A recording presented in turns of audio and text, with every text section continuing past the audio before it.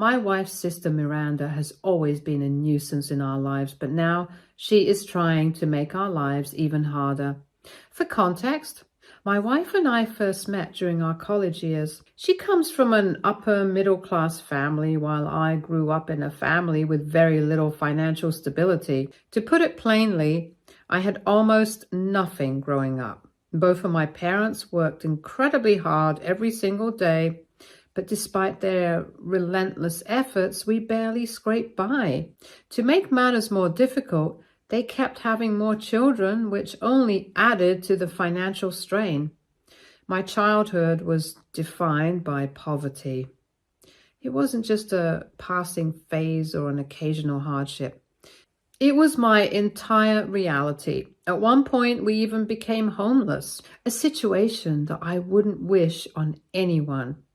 Looking back, I can see that my parents did try their best under the circumstances. They sacrificed a lot, and this is why I don't hold resentment towards them for that. However, as I grew older, I realized I didn't want to continue the cycle of poverty that had defined my life thus far. I studied relentlessly and worked tirelessly to improve my circumstances. Eventually, my hard work paid off. I earned a scholarship to college, and for me, when the opportunity came, I took it without hesitation. I knew college was my one chance to turn my life around, but not everyone in my family saw it that way. My parents and siblings were furious with me for leaving. They felt that by moving away, I was abandoning them and turning my back on my responsibilities to the family. But their anger didn't deter me, though. I knew deep in my heart that this was the right choice for me. When I first met my wife in college, I was instantly attracted to her. She was beautiful, intelligent, kind, and had a warmth that drew everyone to her. But I was convinced that someone like her deserved to be with a man who could give her the world. Someone who came from a stable, well-off family. Someone who could spoil her and offer her a life of comfort. I thought, that's not me. I was acutely aware of where I came from, and I feared that my past would always be a barrier between us. But it was actually my wife who pursued me. She was the one who asked me out on a date, something I'll never forget. From the very beginning, the chemistry between us was undeniable. Eventually, when I realized that I was in love, I made a promise to myself and to her. I vowed that I would work as hard as I possibly could to build a life for us. I told myself that no matter what it took, I would make sure she had everything she deserved. I have always lived by those words, even to this day. But things weren't always smooth sailing, especially when it came to her family. Her father was kind and understanding. He recognized my background and supported our relationship from the start. Her mother, on the other hand, was a different story. From the very beginning, my mother-in-law was dismissive and critical of me. It didn't matter what I did or how hard I tried. She never missed an opportunity to remind me that in her eyes, I wasn't good enough for her daughter. And then there was Miranda, my wife's sister. Even when I met them for the first time, all they did was make fun of me and my family background. They called me poor and uncouth to my face like it was nothing. Miranda, in particular, was the worst. At one point, she had the audacity to warn my wife about me, claiming that I might try to baby trap her just to get access to their family's money. It was an absurd and deeply insulting accusation to hear, and it made me feel degraded and unworthy. Whenever her mother or Miranda made their ridiculous comments about me, my wife would firmly put them in their place. She didn't just let it slide or brush it off. She made it crystal clear that she wouldn't tolerate anyone speaking about me that way, not even her own family.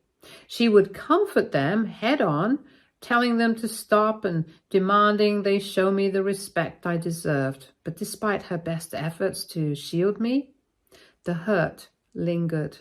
Knowing that her family thought so little of me and saw me as something less than human in their eyes, was hurtful. After college, I was fortunate enough to land a really good job with a steady income and a clear sense of direction. My wife and I decided to take the next step in our relationship and move in together. From the moment we started living together, I made it my mission to take care of her in every way I could. Finally, having the means to support her felt like a victory. I insisted that she didn't spend a dime on our daily expenses. Whatever she earned, we put directly into savings for our future. I worked tirelessly, often long hours, to make sure that she never lacked anything she wanted. After 2 years of living together, I felt it was the right time to propose to her.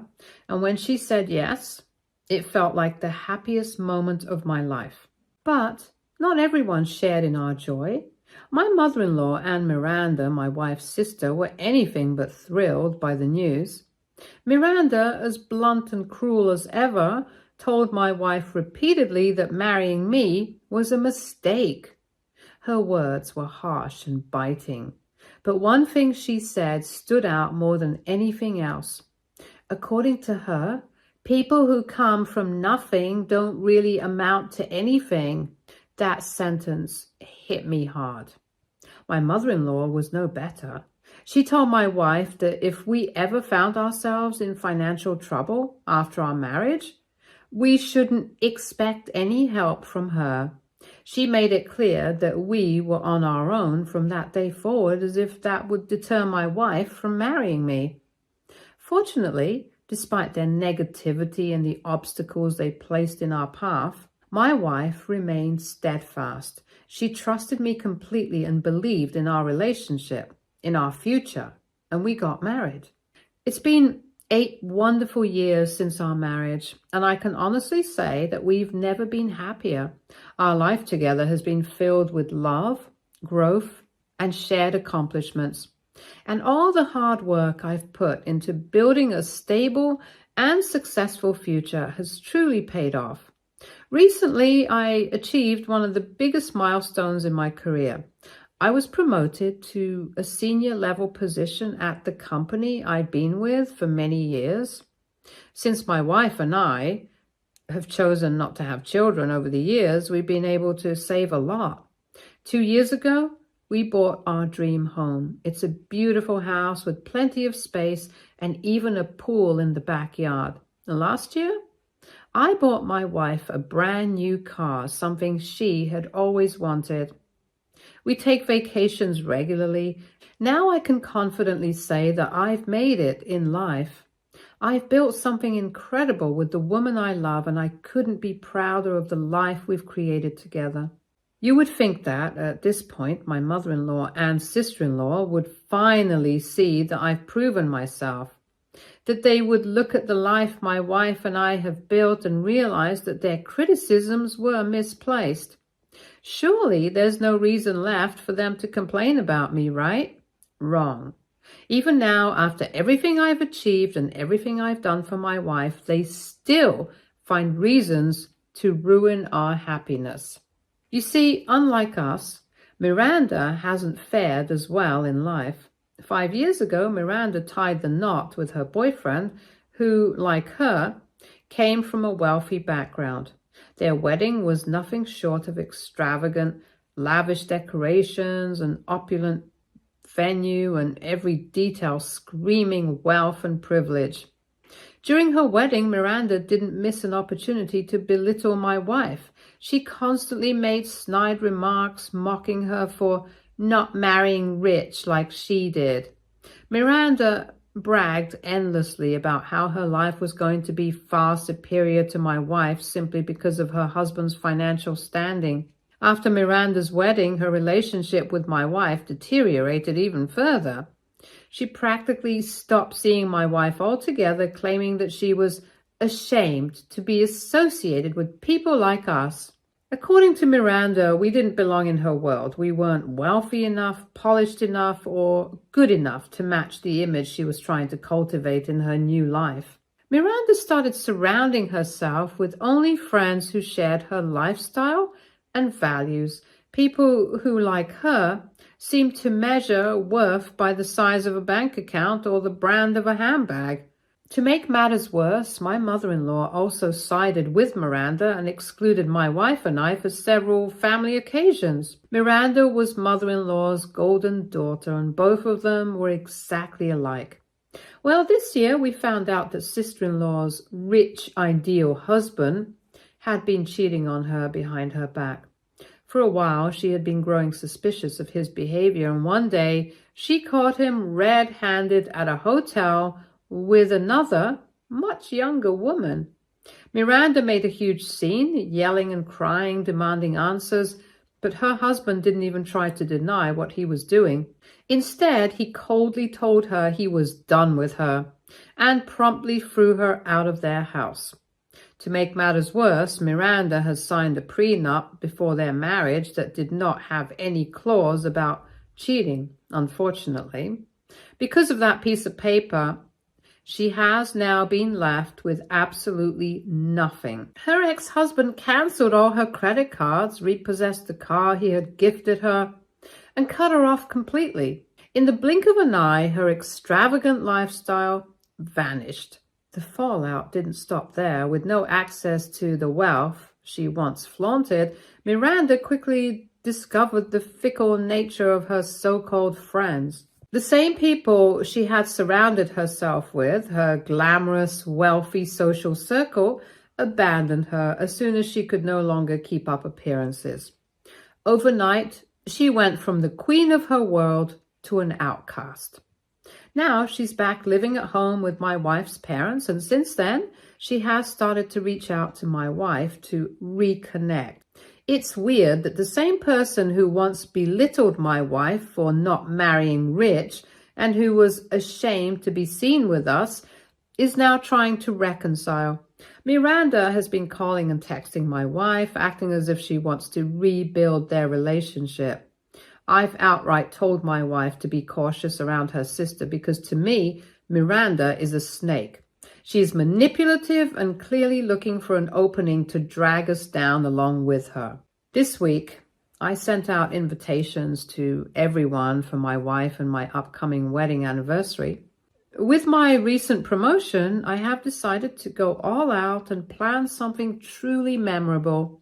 I have booked a beautiful, lavish venue, hired a talented caterer, and even brought an event coordinator to help make everything perfect. This is a chance to finally give my wife the kind of celebration she deserves, one that I've always dreamed of giving her. When we got married, we didn't have the means to throw an extravagant wedding. It's something I've always carried a bit of guilt about, even though my wife has never complained or asked for more. But now, with our lives more stable and my career at its peak, I feel it's the perfect time to give her everything she could ever want. However, as soon as my mother-in-law and sister-in-law received their invitations and learned the details of the celebration, the complaints started rolling in. My mother-in-law, true to form, was the first to object. She called my wife and told her she felt this wasn't the right year for us to throw such a grand party. According to her, it's insensitive to celebrate on such a big scale when Miranda got divorced just this year. Mother-in-law went as far as to suggest that we postpone the celebration entirely, pushing it to next year when presumably Miranda's situation would be less fresh in everyone's minds. Miranda has also accused us of trying to rub our happiness and wealth in her face while she's going through a lot. She claims that our decision to celebrate extravagantly is unnecessary when she lost her marriage just a few months ago. My wife, to her credit, did tell them outright that our anniversary celebration has nothing to do with them. She made it clear that if they felt too offended or uncomfortable to attend, they were more than welcome to stay home.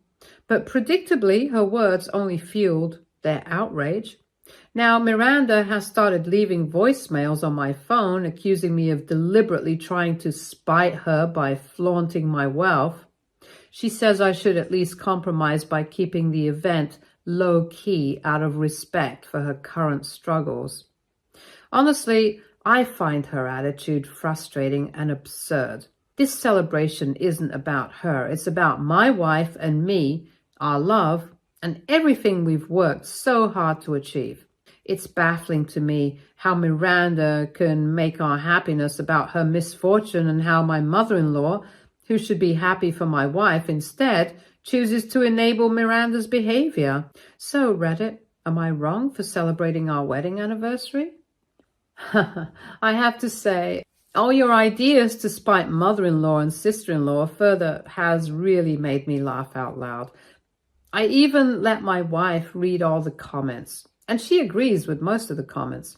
My mother-in-law and sister-in-law are always looking for some drama. They try to make everything about themselves, even though our wedding anniversary has nothing to do with them. Some of you have suggested uninviting them, and honestly, I wish I could. But uninviting them would just cause more drama. Father-in-law would then back out, and then my wife's grandparents might have something to say about it. My wife doesn't want that. Honestly, I just want this event to go smoothly. I want it to be focused on me and my wife. I want her to be happy, and despite everything, I know she wants to be surrounded by her family. Okay, this week, my wife and I finally celebrated our wedding anniversary with the party I had spent weeks planning. Everything was going perfectly. The atmosphere was vibrant. The food was delicious and the guests were having a wonderful time. Most importantly, my wife was radiant with happiness. She wore a stunning pink dress that truly made her shine. This wasn't just any dress. She had seen this dress in the store months ago but had decided not to buy it, thinking it was too pricey. What she didn't know was that I had secretly purchased the dress for her as a surprise. When I gave it to her a few days before the party, she was extremely happy. Throughout the evening, she received countless compliments from friends and family about how beautiful she looked. She was beaming, her joy evident to everyone around her. It warmed my heart to see her so happy. It was exactly what I had hoped for when planning this celebration. But of course, Miranda couldn't let the night go smoothly. At one point during the evening, Miranda approached my wife. She was holding a glass of red wine, and as she got close, she spilled the entire glass onto my wife's dress. Everyone gasped in horror. The beautiful pink dress, the one my wife was so thrilled to wear, was completely ruined. I rushed to her side, grabbing tissues to try and blot the stain, but it was no use. My wife looked devastated. Meanwhile, Miranda didn't even apologize sincerely or show any real remorse. Instead, she acted like it was just an accident, but I couldn't help but feel it was deliberate. Her actions felt calculated, like a way to steal the spotlight from my wife on a night that was supposed to be hers. My wife yelled at Miranda for not being more careful, but Miranda kept trying to turn the blame onto my wife, claiming the spill was by mistake and that it shouldn't be treated like such a big deal. Some of my wife's cousins who had witnessed the whole thing as well were quick to tell Miranda that she should apologize first instead of getting defensive. This only seemed to enrage Miranda more, and her behavior grew even more entitled and combative. My wife pointed out that the wine stain wasn't coming off and that her beautiful dress was now ruined. However, Miranda, attempting to shamelessly brush off the entire situation, casually said that even if the dress was ruined, we could easily afford to buy another one if we wanted to. She asked my wife to stop crying and cause any further drama. At that point, I had had enough. I was furious with Miranda's complete lack of accountability, so I told her straight out that she had no right to talk to my wife that way. Also, I wasn't going to pay for another dress. If anyone should be responsible for replacing it, it was her. She had ruined it, so it was only fair that she should pay for it. Miranda scoffed at my suggestion, clearly offended that I would dare call her out in such a direct way. My wife, on the other hand, agreed with me. She told Miranda that her refusal to apologize clearly showed she had intentionally spilled the wine on the dress. She pointed out how outrageous it was for Miranda to suggest that we should just buy another dress instead of her taking responsibility for her actions. Miranda, ever defiant, tried to justify her behavior, but then mother-in-law came running to support her darling daughter. Mother-in-law yelled at us that we were being petty by asking Miranda to apologize publicly when she hadn't even done anything that big. Mother-in-law scoffed and told my wife that she was trying to belittle her sister unnecessarily. My wife told mother-in-law outright that she was willing to let go of the issue only if Miranda apologizes. But true to form, Miranda refused. At that point, I was fed up. I had already tried to be civil, tried to reason with them, but it was getting out of hand. I couldn't stand to watch them turn our celebration into a spectacle of childish behavior. My frustration grew as I turned to Miranda and said, "I'll be sending you the bill for the dress. If you don't pay it, I'll take you to small claims court." I wasn't playing games anymore. That's when my mother-in-law jumped in, trying to defend her daughter again. She said that the dress was too expensive for Miranda to possibly pay for, as if that was an excuse for what happened. I told my mother-in-law, in no uncertain terms, to shut her mouth and to stop defending Miranda's behavior and enabling her lack of responsibility. I then asked my mother-in-law and sister-in-law to leave the party. I told them they were ruining the mood for everyone else and embarrassing themselves. At this point, father-in-law, mother-in-law, and Miranda stormed off in a huff. Father-in-law also had to leave with them because he was driving them. I watched them leave, and only after they left I felt a sense of relief. After the party, I expected there to be tension. But what surprised me was the response from the rest of the family. I had thought that maybe some would side with my mother-in-law and sister-in-law, but I was wrong. To my relief, most of them understood exactly why I had kicked them out. Many of them approached my wife afterwards, offering their support and assuring her that given the circumstances, they would have reacted the same way. It felt like a small victory, knowing that at least the rest of the family saw through Miranda and her manipulative behavior. Anyways, ever since the party, things have not settled down with Miranda or my mother-in-law. Both of them have been calling and messaging me non-stop, furious at me.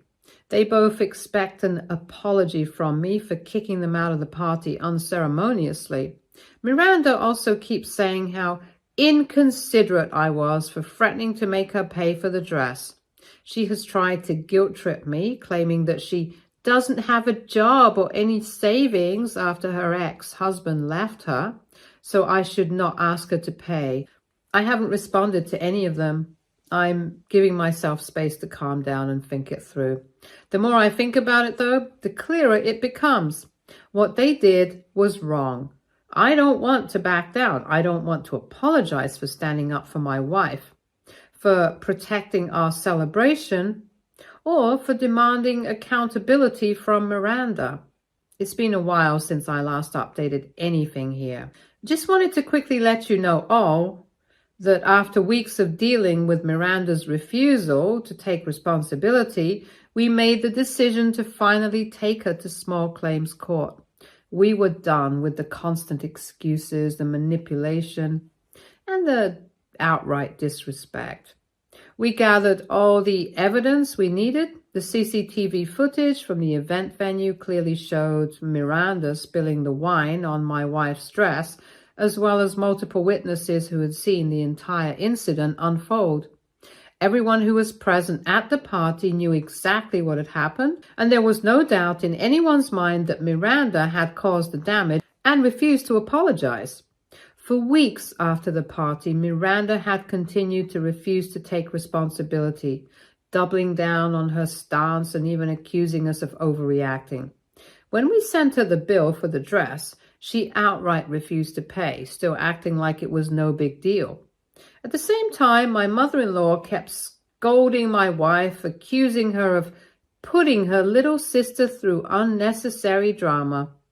but my wife and I were done being manipulated. So we decided to take them to small claims court. We had the evidence, the witnesses, and we weren't backing down. In court, Miranda tried to put on the same act, claiming that the wine spill was an accident and that we were overreacting. She even tried to guilt-trip the judge, saying how difficult her life had become since her divorce and that she couldn't afford to pay for the dress. But the judge wasn't swayed by her pleas. The evidence was clear, and despite her attempts to manipulate the situation, she had no choice but to pay for the dress. It felt like a huge victory. For the first time, Miranda was held accountable for her actions. She made a complete fool of herself in that courtroom, and the satisfaction of seeing her finally face consequences was worth all the frustration leading up to it. Even after all that, Miranda had not apologized. My mother-in-law has sided with her, but honestly, it doesn't matter. The legal victory speaks for itself. My wife and I won. Since the small claims court ruling, my wife and I have decided to cut off Miranda, my mother-in-law and my father-in-law from our lives. The entire ordeal, from the wine spill to the court case, has made it painfully clear to us just how toxic and manipulative they all are. Even though my father-in-law didn't actively participate in their behavior, he has remained silent throughout this entire situation. He has not even once stood up for my wife or shown any support for us.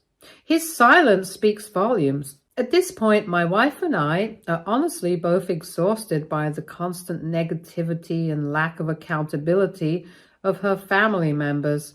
Every time we have tried to have a reasonable conversation with them, they have either deflected blame or tried to make us feel guilty. The way they treat us, especially my wife, is more than just hurtful. Cutting them off is a bit painful for my wife, but she understands that she needs to put herself first.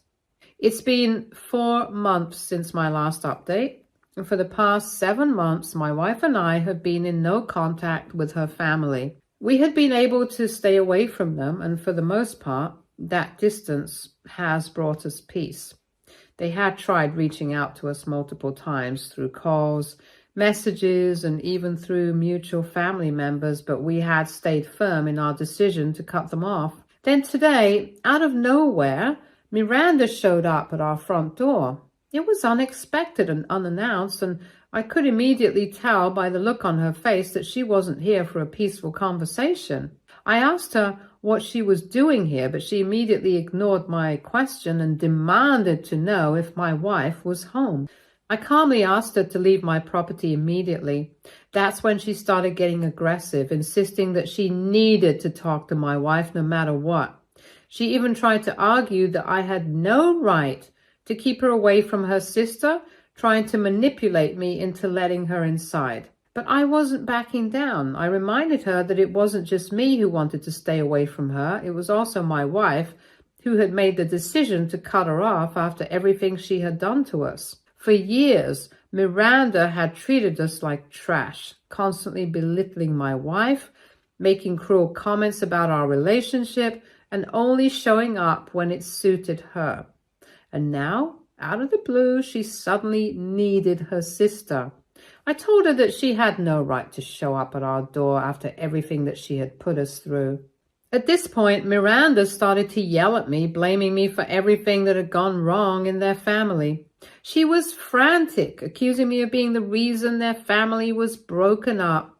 Her voice was full of anger as she yelled that if I hadn't come into my wife's life, she could have found a better guy who would have been a more supportive brother-in-law, someone who would have fit better with their family. I was about to snap back at her, but before I could respond, I saw my wife's car pulling into the driveway.